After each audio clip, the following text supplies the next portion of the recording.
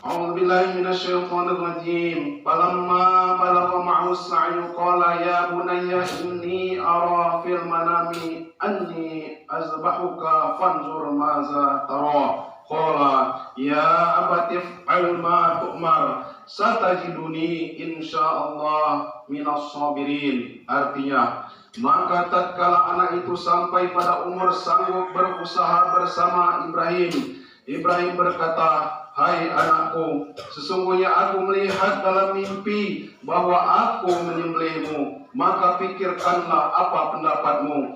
Ismail menjawab, hai bapakku, kerjakanlah apa yang diperintahkan kepadamu. Insyaallah kamu akan mendapatiku termasuk orang-orang yang sabar.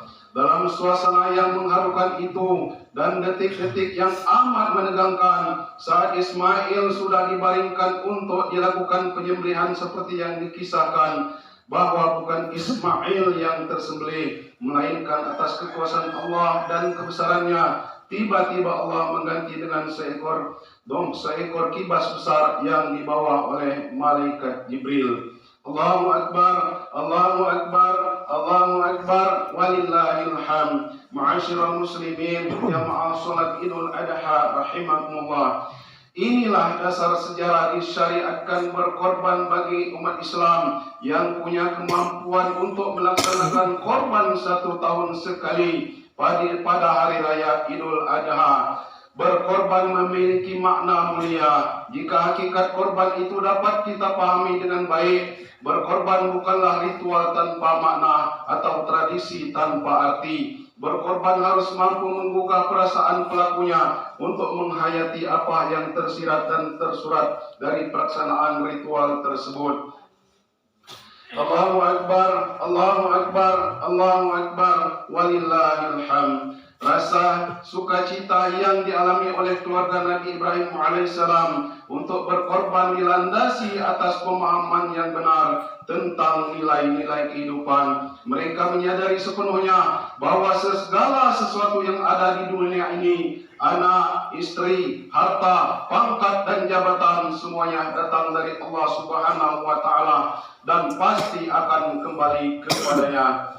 Oleh sebab itu, bagaimana modelnya perintah Allah harus dilaksanakan sebaik-baiknya tanpa melihat untung dan rugi, enak tidak enak, mudah dan sulit maupun berat dan ringannya. Sikap seperti inilah yang menunjukkan jati diri Nabi Ibrahim alaihissalam sebagai imam, sebagai pemimpin, sebagai teladan dan idola buat semua umat. Kehormatan tersebut tidak mungkin dapat oleh Nabi Ibrahim alaihissalam tanpa didampingi oleh istri yang salehah dan anak yang soleh, seperti yang dilukiskan dalam surah Al-Baqarah ayat 2. A'udzu billahi minasyaitonir rajim. Wa iz ibtala Ibrahim rabbuhu bikalimatin fa'atammahun. Qala inni ja'iluka lin-nasi imama. Qala wa min zuriyati qala la yanalu ahdil zalimin. Perhatikanlah ketika Allah menguji Ibrahim dengan berbagai kalimat perintah dan harapan, maka semuanya dapat diselesaikan dengan sempurna. Maka Allah berfirman, sesungguhnya aku akan menjadikanmu imam bagi seluruh manusia. Ibrahim berkata, dan saya mohon juga buat keturunanku. Allah Subhanahu wa taala berfirman, janjiku ini tidak mengenai orang-orang yang zalim. Allahu Akbar, Allahu Akbar, Allahu Akbar, walillahil hamd. Di zaman modern dan canggih saat ini, oleh masyarakat Indonesia dinamakan sebagai zaman reformasi, tampak jelas dan tidak terbantahkan bahwa logika lingkungan, cinta duniawi telah merebak dan mewabah, mencemari perilaku hidup dan kehidupan manusia. Kadar dan nilai manusia ditentukan seberapa jauh nilai materi yang dimilikinya. Tinggi rendahnya nilai kehormatan manusia tergantung dari label-label keduniaan yang melekat pada diri manusia itu sendiri. Oleh karena itu, penyembelihan hewan korban yang dimulai hari ini sepantasnya membuat kesadaran baru kepada kita untuk memahami akan hakikat keberadaan manusia sebagai makhluk Allah Subhanahu wa taala.